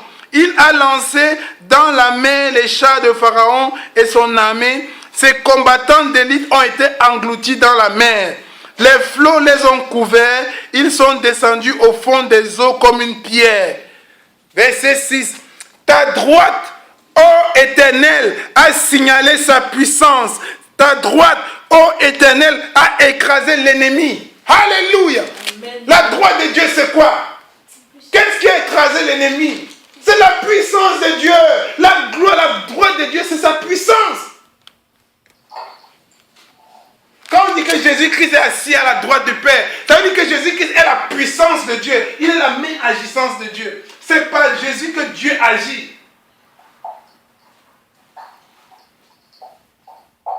On dit que non, c'est sa droite. On dit oui, c'est sa droite. Mais allons voir un peu, frère. Dans le livre d'Apocalypse, Jean a vu un trône. Est-ce qu'il a vu à la droite du trône, il a vu Jésus, il a vu trois trônes. Dieu le Père au milieu du trône, à gauche Dieu le Fils, à droite Dieu le Fils, oui, encore peut-être à notre gauche, Dieu le Père, Dieu le Saint-Esprit. Est-ce qu'il a vu ça? Il a dit quoi? J'ai vu un trône. Un trône. Et au milieu de ce trône est sorti l'agneau. L'agneau est en Dieu, frère. On dit que Dieu était au milieu du trône. Donc l'agneau, Jésus-Christ, il était au milieu du trône. Alors si on te dit que tu es quelqu'un au milieu du trône, donc où est la droite, où est la gauche? Explique. Si tu connais les Écritures, explique. Ça veut dire pourquoi est-ce que Jean a vu ça? On dit qu'il est au milieu du trône. Quelqu'un dise Amen. C'est dans l'Apocalypse, on va lire ça tout à l'heure. Alléluia. C'est pour ça que je vous dis que combattez tout raisonnement. Moi je dis toujours, là où tu vois l'ami, le Fils de Dieu, Jésus qui ne s'appelle même pas seulement le Fils de Dieu, c'est que les gens ne comprennent pas. Il dit aussi qu'il est le Fils de l'homme. Alléluia. Amen. Il dit aussi qu'il est le Fils de l'homme. Comment tu expliques ça? Non, il est le Fils de Dieu. Non, là où il y a le Fils de Dieu, laisse. Là où il y a le Fils de l'homme, laisse. Là où il y a Dieu, laisse. Là où il y a Père, laisse. C'est comme ça que ça fonctionne. Parce que si tu enlèves Père maintenant, là où il y a Père, tu enlèves Père, tu mets Fils. Tu as gâché tout ce que Dieu voulait dire. Alléluia. Parce que Dieu a sauvé l'humanité par le Fils. Jamais par le Père. Donc c'est là où il y a Fils, laisse Fils. Parce que c'est là Dieu parlait de la rédemption. Là où on parle de Père, il parle de la création. Alléluia. Jésus-Christ, on dit tout a été créé en lui. Et par lui et pour lui. Alléluia. Dans la fonction de quoi? De Père, de Créateur. Alléluia. Mais tout ça, le nom c'est Jésus. Alléluia. Continuons un peu. Alléluia. Je sais que c'est un enseignement dur. Alléluia. Mais écrit. Note. Ésaïe 44 au verset 6. Je vais encore vous montrer une petite absurdité que certaines personnes nous prennent. Ok, demain quand tu vas écouter quelque chose, que tu ne dises pas qu'on ne t'avait pas prévenu. Amen. Cet évangile, nous n'avons pas peur. Et nous allons la prêcher partout où besoin sera. Parce que tu connaîtras la vérité t'affranchira. Alléluia. Allons, Ésaïe 44, on va lire au verset 6, frère.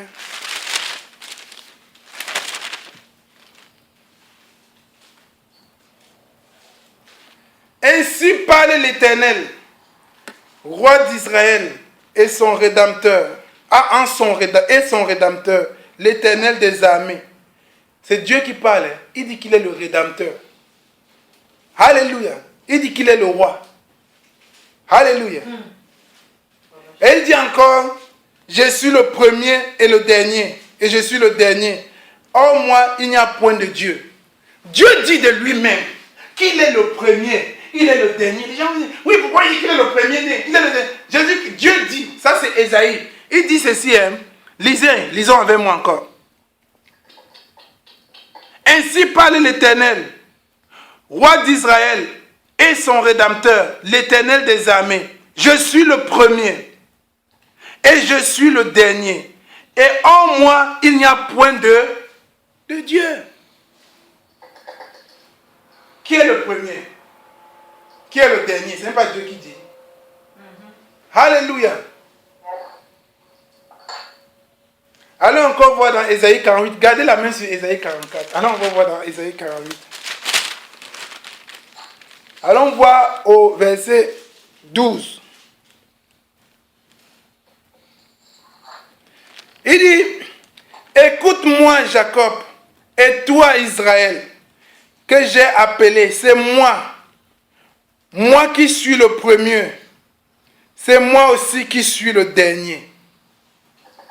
Ma main a fondé la terre et ma droite a étendu les cieux. Voilà encore, on dit ma droite a étendu. Dieu dit que ma droite a étendu les cieux. On dit que non, la droite c'est un côté. C'est le côté droite. Comment le côté de quelqu'un peut établir le ciel? Si ce n'est pas sa puissance. Frère. Donc, mais ce n'est pas ça. Il dit, au verset 12, il dit, écoute-moi Jacob et toi Israël, car que j'ai appelé, c'est moi qui suis le premier, c'est moi qui suis le dernier. Amen. Ça c'est Dieu qui dit, non? Hein? Allons un peu dans Apocalypse 1, verset 18. Je vous ai dit, gardez les Écritures. Si quelqu'un va venir vous tromper demain, il y a deux possibilités. Soit quelqu'un te trompe parce qu'il ne connaît pas lui-même, soit il te trompe parce qu'il veut délibérément te tuer. Et Apocalypse 1, verset 18.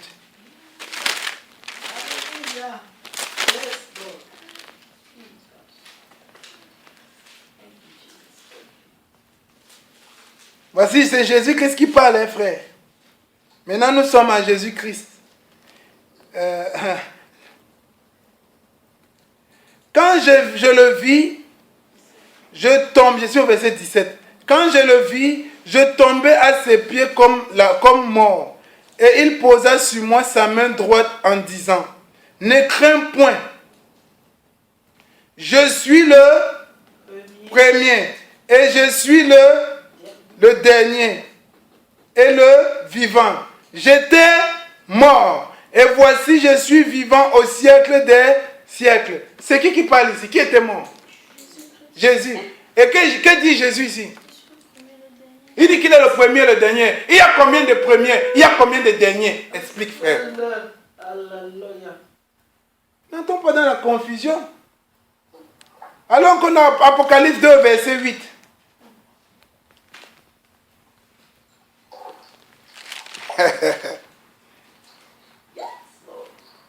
Il dit,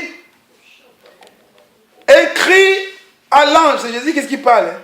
Écrit à l'ange de l'église de Smyrne, voici ce que dit le premier et le dernier, celui qui était mort, qui est revenu à la vie. Qui était mort et qui est revenu à la vie? C'est Jésus, non? Alléluia. Et dans Ésaïe, Dieu dit que quoi? Il est le premier. Il y a combien de premiers? Il y a combien de derniers? Alléluia. Donc si Jésus-Christ dit qu'il est le premier, il est le dernier. Et Dieu dit aussi qu'il est le premier, le dernier. Jésus-Christ c'est qui? Alléluia. Il y a un seul Dieu. Il n'y a pas 4, il n'y a pas 5 ans. Il y a un seul Dieu, créateur de tout. Allons un peu dans Apocalypse 21.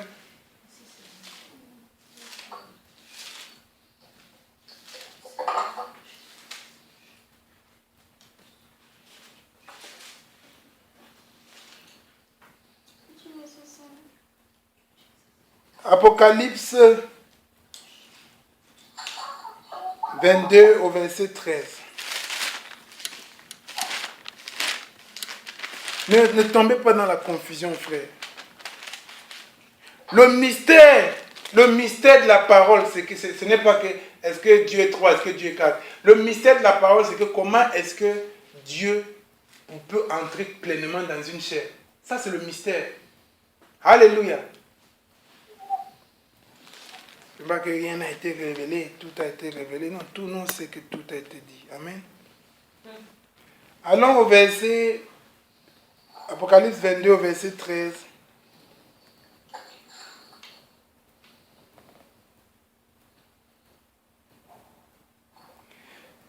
Il dit, je suis l'alpha et je suis l'oméga, le premier et le dernier, le commencement et la fin. Qui est alpha? Qui est oméga? Qui est le premier? Qui est le dernier? Ce n'est pas Jésus qui parle ici. Et que dit Dieu dans Ésaïe? Que nous avons lu Ésaïe 44, 6. Ésaïe 48, 12. Alléluia.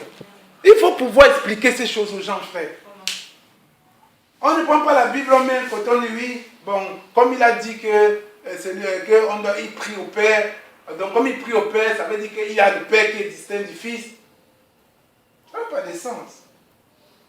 Alléluia. Il faut concilier, il faut prendre tous les facteurs, tu les mets ensemble et que la révélation vienne. Tu veux dire quoi? Oui, donne. Ok, Apocalypse 21, 5 à 8. Apocalypse 21, 5 à 8.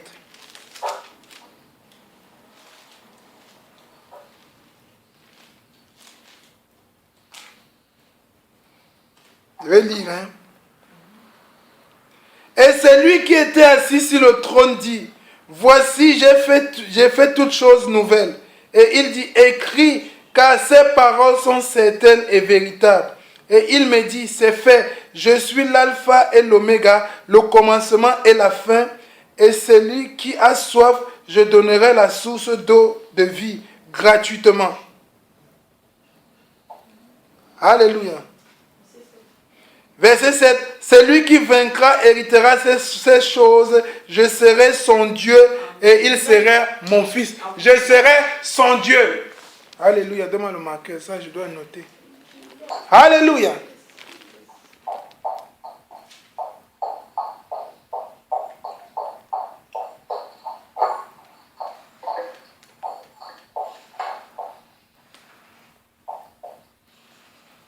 C'est Dieu qui parle, Jésus-Christ. C'est-à-dire quand quelqu'un ne comprend pas la rébellion, on commence à spéculer. Ça, on ne veut pas de spéculation. Alléluia. Donc, frère, Jésus-Christ est le sauveur. Il est le premier, il est le dernier. Dieu est le sauveur. Donc, Jésus-Christ est Dieu. C'est simple. Maintenant, la question, est-ce que Jésus-Christ est le Père? Ésaïe 9 nous dit qu'on l'appellera Père éternel, Dieu puissant. Il est Père. Point. Pourquoi est-ce que Jésus-Christ est Père? Parce que Dieu, dans la fonction de Père, il est le créateur de l'humanité. Alléluia. C'est Dieu qui a créé le ciel et la terre. Deutéronome 32, verset 6. Deutéronome 32, verset 6. Est-ce l'Éternel que vous en rendez responsable, peuple insensé et dépourvu de sagesse? N'est-il pas ton Père, ton Créateur? Ne t'a-t-il pas formé et qui t'a affermi? C'est Dieu qui est le Père de l'humanité. C'est Dieu qui a créé les hommes, donc il est notre Père. Alléluia. Il est le Père de tous les chrétiens. Malachie 2, verset 10. Malachie 2, verset 10. Malachie 2, verset 10. N'avons-nous tous pas un seul Père? N'est-il pas un seul Dieu qui nous a créés? Pourquoi donc sommes-nous infidèles l'un envers l'autre en profanant l'alliance de nos pères? N'avons-nous pas, Malachie 2, 10, n'avons-nous tous pas un seul Père? N'est-il pas un seul Dieu? Donc, frère, si Dieu dit que, si Jésus qui dit qu'il est Père éternel, il y a combien de pères? On dit qu'il y a un seul. Quand on parle de la création, frère, que quelqu'un dise Amen. Alléluia.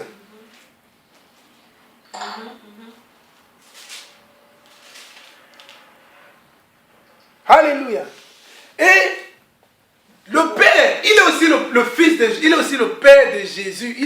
Il est Dieu, Jésus-Christ, Dieu, il est le Père de qui? De l'enfant Jésus, de l'homme Jésus. Luc 1, verset 35. L'ange lui répondit, Luc 11, verset 35.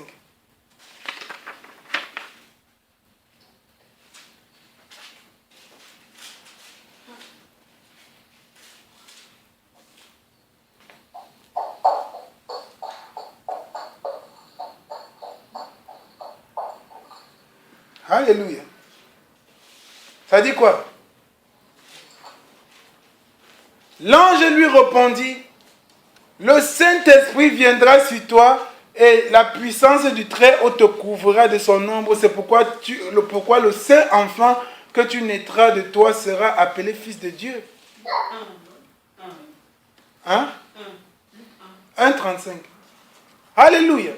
Ça veut dire quoi? Dans un Jésus, Dieu, le Père, Dieu, il est le Père. Quoi? Parce qu'il est le Père de l'homme, du corps qu'il a formé pour y habiter. Donc dans le Père, on a la création. Le Père est créateur. Que quelqu'un dise Amen. C'est dans le Fils qu'a été manifestée la bonté, la grâce de Dieu. C'est par le Fils que nous sommes sauvés. Alléluia. Dans le Fils, nous avons la rédemption.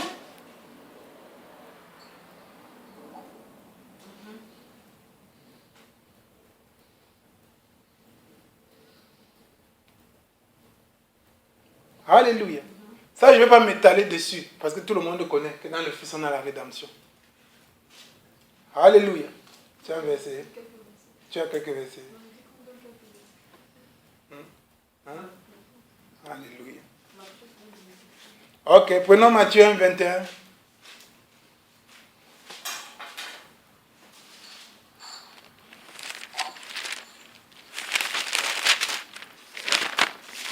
Mais ça, on a déjà lu Matthieu 1, 21. Jésus qui c'est rédempteur. Rédempteur veut dire sauveur. C'est ça qu'on a lu, n'est-ce pas?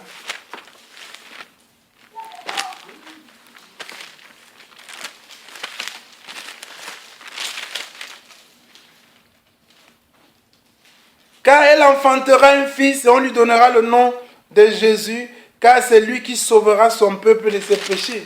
Alléluia. Le Fils Jésus-Christ, c'est lui qui sauve son peuple. Il est rédempteur. Amen. Allons voir un peu dans Jean 14 au verset 10.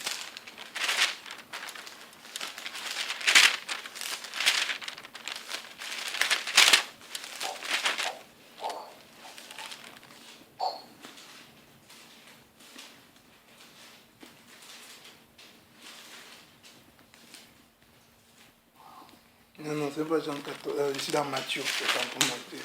Jean 14 au verset 10.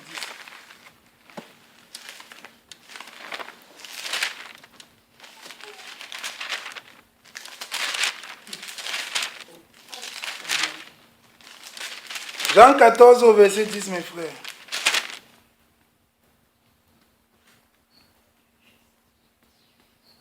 Ne crois-tu pas que je suis dans le Père et que le Père est en moi? Les paroles que je vous dis, je ne les dis pas de moi-même, et le Père qui demeure en moi, c'est lui qui fait son œuvre. Croyez-moi, je suis dans le Père est en moi. Croyez du moins à cause de ses œuvres. Alléluia. Ça, on l'a lu. Amen. Allons encore, Jean 3,16, ça fuse. Jean 3,16.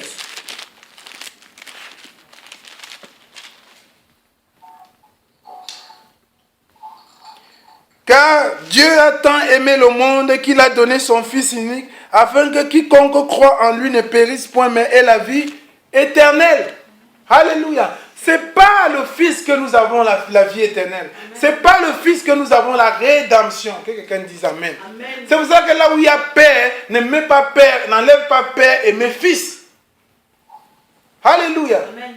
Parce que quand on parle de Père, on ramène à la création. Mais quand on parle de Fils, on amène à quoi? À la rédemption. Alléluia. Tu as quoi, verset? Oui, le verset 17. Dieu, en effet, n'a pas envoyé son Fils dans le monde pour qu'il juge le monde, mais pour que le monde soit sauvé par lui. Amen. Alléluia. Que le Seigneur soit glorifié. Amen. Alléluia. Notez les versets, frères. Donc, dans le Fils, nous avons quoi? La rédemption.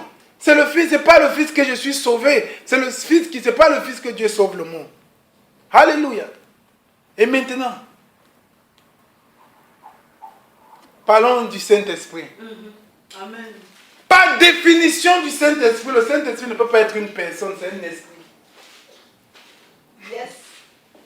La Bible dit dans Jean 4, donne-moi Jean 4 combien? Jean 4, 24, Dieu est esprit. Alléluia. Si Dieu est esprit, le Saint-Esprit c'est qui? C'est l'Esprit de Dieu, c'est Dieu lui-même. Alors comment est-ce que l'Esprit de Dieu peut être dans une autre... Comment est-ce que Dieu peut être donc différent de son esprit, comme deux personnes différentes?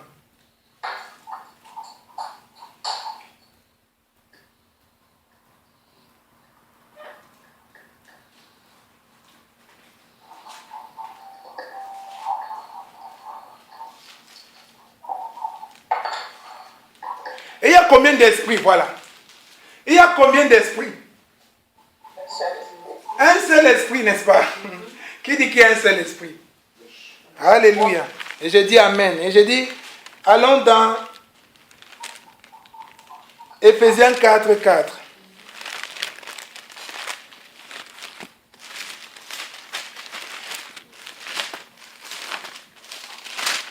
Je parle d'esprit en me référant à Dieu. Je parle d'esprit de Dieu. Il y a combien d'esprits de Dieu? Ephésiens 4, 4 dit quoi, frère? Il y a un seul corps et un seul esprit. Il y a un seul corps et un seul esprit. Dieu est esprit, frère. Donc si Dieu est esprit, le Saint-Esprit c'est quoi? Il y a combien d'esprits en Dieu? Comment quelqu'un peut dire que Dieu le Père et Dieu le Fils c'est deux choses, c'est deux personnes distinctes? Est-ce que ça a un sens? Entre nous, frères. 1 Corinthiens 12 au verset 11.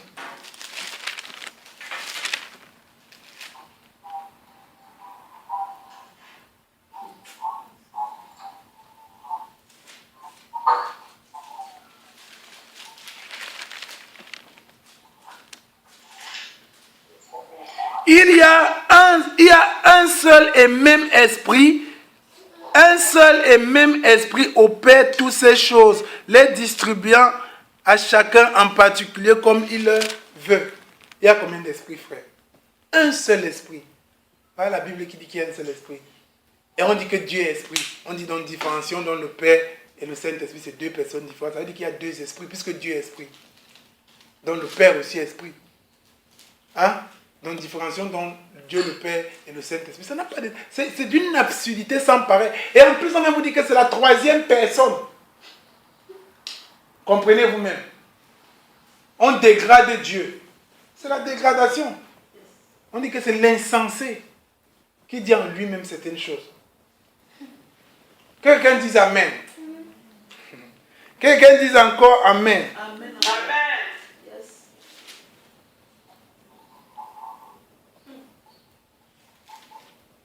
Le Saint-Esprit n'est rien d'autre que quoi? La régénération. Alléluia. C'est le Saint-Esprit qui nous conduit dans toute la vérité. C'est le Saint-Esprit qui nous parfait.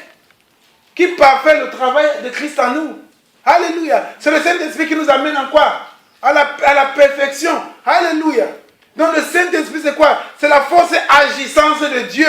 Vous recevrez le Saint-Esprit après que vous recevez une puissance après que le Saint-Esprit soit descendu sur vous. Donc le Saint-Esprit c'est une puissance qui fait quoi? Qui nous régénère. Et les gens disent que oui, donc il y a une différence entre le Saint-Esprit et Jésus-Christ. Alléluia. Allons dans Matthieu 28, frère. Matthieu 28. On a toujours lu beaucoup de versets. On a toujours lu Matthieu 28, 19, n'est-ce pas? Quand on parle du baptême. Mais lisons un peu Matthieu 28, 20, voir. C'est Jésus-Christ qui est en train de partir. Il dit, enseignez-le à observer tout ce que je vous ai prescrit. Et voici, je suis avec vous tous les jours jusqu'à la fin du monde. Jésus-Christ est en train de partir, frère. Alléluia. Et il dit que je suis avec vous jusqu'à la fin du monde. Sur quelle forme? Dis-moi, si Jésus-Christ est avec nous, Jésus-Christ est avec nous. Il est avec nous sur quelle forme? Il dit, quand 2 ou 3 sont réunis en mon nom, je suis au milieu d'eux. Jésus-Christ est au milieu de nous sur quelle forme? C'est la forme du Saint-Esprit. Donc le Saint-Esprit, c'est qui? C'est Jésus lui-même. Hey frère, quand tu comprends le sens de la révélation, la parole devient facile. Alléluia. Je ne comprends pas pourquoi les théologiens, ils s'asseyent, ils décrivent des livres. Oui, tu avais vu quand l'ange est apparu, il dit quoi? Au Père de la foi. Abraham, ils étaient 3, c'est le signe de la Trinité. C'est-à-dire quand quelqu'un a vu, il voit le signe partout. Alléluia. C'est l'aveuglement, frère. J'ai dit au Seigneur que, Seigneur, l'enseignement-ci, Je vais garder un peu, je vais peut-être donner ça un jour, mais je donne ça aujourd'hui pour que vous sachiez. Amen. Alléluia. Et je vais en faire une vidéo pour que tout le monde sache. Alléluia. Que le manque de connaissance n'est bon pour personne. Alléluia. Quel qu'en soit le zèle que j'ai. Quelqu'un dise Amen. Amen.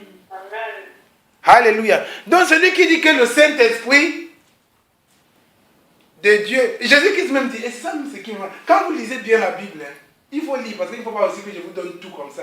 Il faut quand même que aussi vous allez aussi chercher. Regardez, quand vous lisez même la Bible, quand vous lisez bien la Bible, vous allez voir Jésus-Christ dit, je vous envoie l'Esprit, le Père, l'Esprit du Père. Alléluia. Après, il va encore dire quelque part, on dit l'Esprit du Père, il dit, je vous enverrai mon Esprit.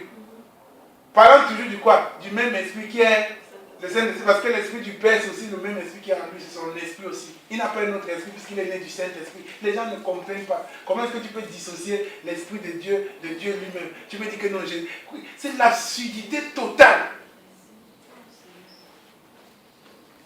Alléluia. Alléluia. Est-ce que quelqu'un comprend ça? Est-ce que quelqu'un est béni ce matin? Alléluia. Non, qu'on ne nous trompe pas, frère. On ne nous trompe pas. On dit que oui, Jésus-Christ a prié le Père. Oui, il a prié le Père. Il devait prier le Père. Parce que l'homme, Jésus-Christ, l'homme, doit toujours se référer à son Créateur. Alléluia. Jésus-Christ ne s'est pas créé, c'est Jésus-Christ, le Fils, l'homme. Alléluia. C'est pour ça qu'il dit que le Fils de l'homme. Alléluia.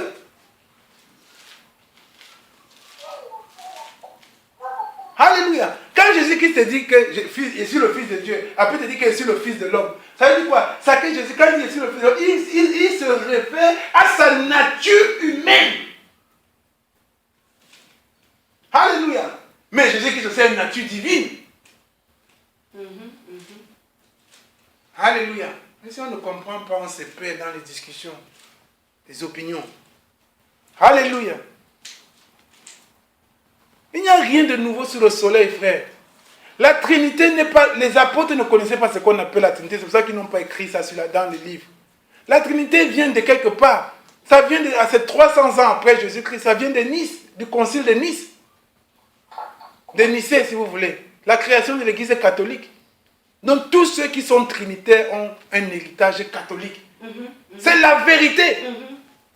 C'est pour ça que je vous dis que le système n'est pas un bâtiment. Le système est un esprit. Si tu dis que je vais sortir du système, tu dois t'affranchir du système. Tu dois dire, Seigneur, libère-moi de l'esprit du système. Amen. Le système, ce n'est pas, oui, j'étais dans l'église, là, c'était les bâtiments, le système. Ce n'est pas ça. Les gens sont sortis des bâtiments. Ils sont venus créer d'autres bâtiments dans les maisons. Amen.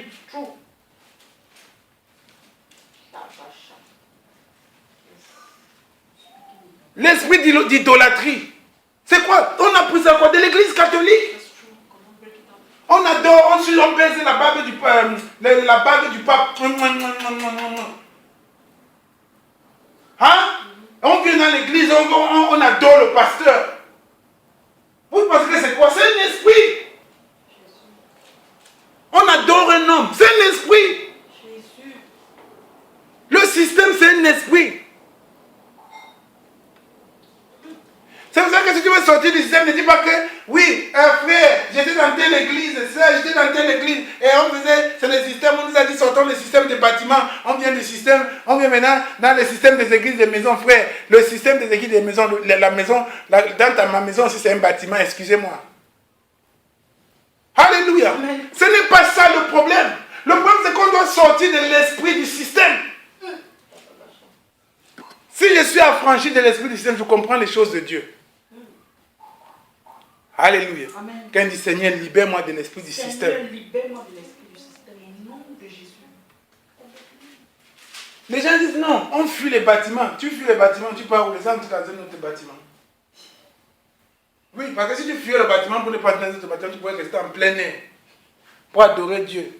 Alléluia. Parce que la maison aussi, c'est un bâtiment. C'est ça que je vous dis, quand l'expression église et bâtiment, c'est une expression que je n'aime pas beaucoup. J'ai déjà parlé de ça à beaucoup de frères. Et je n'aime pas l'expression église des bâtiments, là, ce n'est même pas biblique. Alléluia. Oui, la Bible parle des églises et des maisons, oui, c'est biblique. Mais église et bâtiment, ce n'est pas biblique. Parce qu'une église ne peut pas être un bâtiment. Amen. On dit l'église qui est dans ta maison. Alléluia. C'est les saints qui sont dans ta maison. Les gens ne comprennent pas. Quand l'apôtre Paul dit, salue-moi l'église qui est dans ta maison, il dit, salue-moi les saints qui sont dans ta maison, qui se réunissent dans ta maison. Ce n'est pas le bâtiment là. L'église, ce sont les gens, c'est les saints. C'est là où Dieu habite, dans les hommes. Les gens confondent.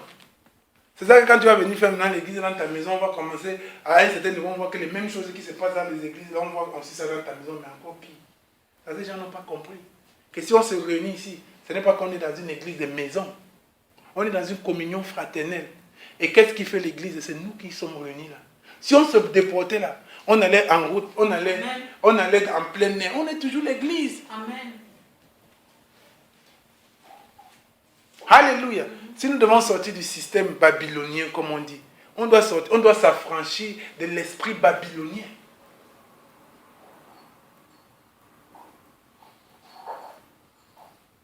La Trinité vient du paganisme. Le roi pagan, ils adoraient 3 dieux. Tout ce qui est idolâtrie, il y a 3 dedans. Les bouddhistes. C'est un héritage. Alléluia. Mais on prend ça, on amène aussi dans la maison de Dieu. Il faut absolument qu'on explique. Parce que les gens qui créent l'église catholique, parce que la création de l'église catholique, beaucoup de gens ne comprennent pas. Constantin que vous voyez là, c'était un roi, il n'avait rien de chrétien. Constantin qui est le premier pape de l'église catholique. Il n'avait pas une formation théologique. Il n'était pas prêtre. C'est un roi qui allait faire les guerres pour conquérir les territoires. Alléluia. Et quand il a conquis les territoires, parfois il prononçait le nom de Dieu, ça marchait. Un jour il est resté comme ça, il a dit que bon, pour mieux diriger ces choses, il faut regarder sur le net. Pour bien contrôler, il a réuni maintenant tous les prêtres du territoire. Si tu étais prêtre pagan, tu es dedans. Donc toutes les religions qui existaient là, il les a réunies. Et il leur a dit ceci, ok, moi je pense que parfois le Dieu là, lui là, il m'a un peu sauvé. Bon, réunissez-vous dans un conclave et sortez-moi avec une seule religion qu'on va commencer à faire, une seule religion. Voilà comment il avait. Et il a dit que quand vous allez sortir de là, ceux qui ne vont pas accepter tous les principes, on va les égouiller. C'est pour ça que si vous avez entendu les martyrs, les hécatombes, les chrétiens de cette époque-là qui ont refusé d'adhérer à cette église catholique qui venait d'être créée, on les poursuivait, on les brûlait. C'est la vérité. On les exterminait. Et c'est pour ça que maintenant quand vous entrez pour faire un compromis, ça chacun dit sa part. Chacun explique que oui, voici le Dieu que les chrétiens, donc les chrétiens, c'est les prêtres chrétiens qu'on avait invités, ils vont dire que oui, notre Dieu, c'est comme ça, c'est un Dieu, un seul, unique Dieu. Et ils vont dire que non, nous aussi, on a aussi notre pagan, c'est aussi un Dieu, mais il y a aussi un fils comme ça. Ils vont commencer à chercher les similitudes, et ils vont maintenant faire un maître, ils vont te sortir une religion, ils vont te dire que c'est la religion là. On va te sortir la Trinité, maintenant les gens dansent, oui, Dieu est 3, la Sainte Trinité, on ajoute même 5, Sainte. Comment tu peux accepter quelque chose 5 sur quelque chose qui n'existe pas?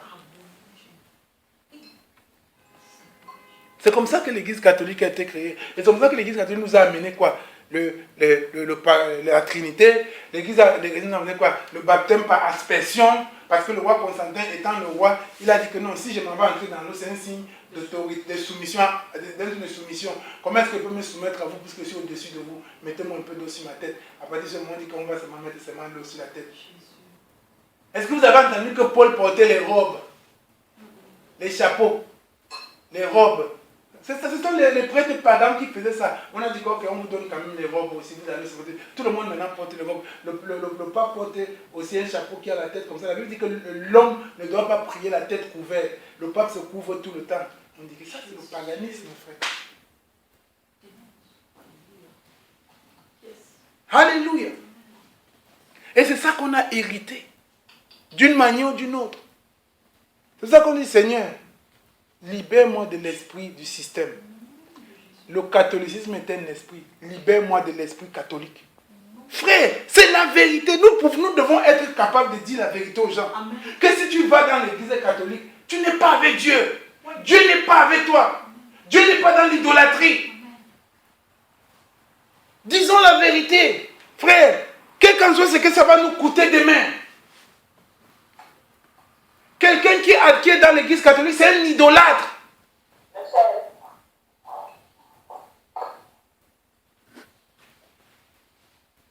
Non, je ne suis pas idolâtre, mais la croix de Marie, je vous salue Marie pleine. Dieu dit, même Marie que vous voyez là, frère, même Marie, quand elle était à la noce de Cana, les gens sont venus, elle a dit, pardon, faites ce que Jésus-Christ dit. Les gens disent maintenant, non, Marie maintenant. On dit que non, Marie est partie au ciel vivante. Qui vous a dit que Marie était enlevée?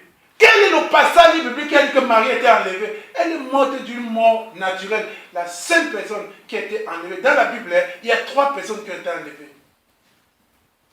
Il y a Enoch qui est enlevé.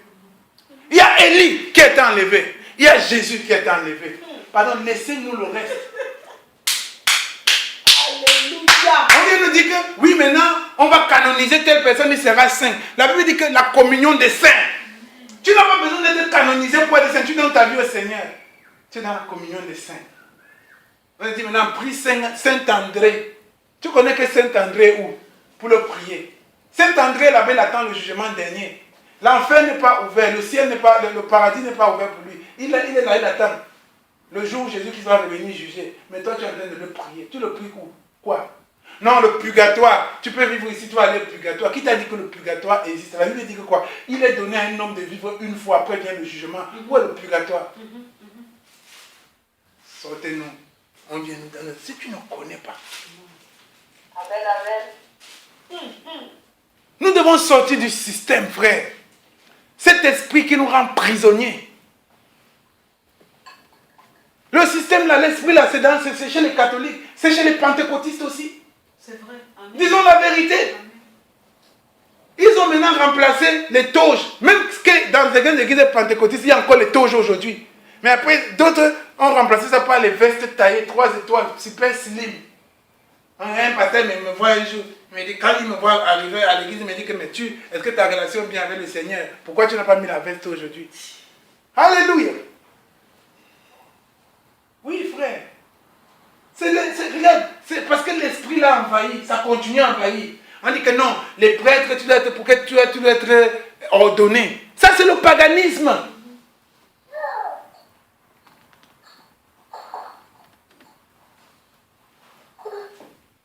On est dedans, hein. On doit prier le Seigneur de nous enlever ça. Aujourd'hui, les gens aiment entendre ce qu'ils veulent entendre. Mais nous devons dire la vérité. Alléluia. Il n'y a pas 3 dieux. Il y a un Dieu. Et ce Dieu s'est manifesté sur 3 formes. Alléluia. Ce Dieu s'est manifesté. Oui, frère, je vais vous prendre ça pour conclure. Oui, moi je m'appelle Patrick Sop, frère. Oui, c'est mon nom. Alléluia. Je suis le fils de mon père. Il est malheureusement décédé. Il s'appelait aussi Monsieur Sop. Non, père, non, je suis son fils, mais je reste Patrick Sop. Je suis son fils. Mais je suis aussi le père de Ketia. Alléluia, mais je reste Patrick Sop. Je suis aussi le mari de mon épouse, mais je reste Patrick Sop. Dans mon travail, j'ai une autre fonction, mais je reste Patrick Sop. Alléluia. Alléluia. Dieu, dans sa fonction de père, il reste Dieu. Alléluia. Dans sa fonction de fils, il continue à être Dieu. Dans sa fonction de Saint-Esprit, il continue à être Dieu. Pourquoi alors moi ne me dissocie pas tous les 3? Alléluia. C'est pour ça que je te dis que quand il y a père, n'enlève pas père, tu me fils. Si je me présente à mon lieu de service avec le titre, oui, je suis le père de Ketia. Je suis le père de Ketia. On va me chasser. Mais c'est toujours moi. Alléluia. C'est pour ça que Jésus qui est dans sa fonction de fils ne se réfère au Père, il va me dire non, je suis le Père, machin. Non. Alléluia. Parce que c'est que là, il y a des ordres. Dans sa fonction de Saint-Esprit, il va dire que non, machin. Hein? ma fille à la crèche, on me dit qu'on convoque le père de Kéti à la crèche. J'arrive là-bas avec mon gros badge de là où je travaille. J'ai dit, ok, oui, c'est moi, le tel. On peut parler de quoi? Mais de ma fille, il ne parle pas de mon travail. Mais je reste la même personne, frère. Alléluia. Et quand je vais envoyer un chèque à la banque, alléluia. Quand je vais aller écrire un chèque, on me demande pour signer mon chèque à la banque, on va dire, tu t'appelles comment? Je ne vais pas mettre Père, Fils et Saint-Esprit. Je ne vais pas mettre, non, je suis le Père, je vais mettre Père de Kétia, Marie d'Elvie, fils de Sop. Alléluia. On va dire que mais il est dégringé ce garçon. Quel est ton nom? Je vais signer avec mon nom, Patrick Sop. Amen.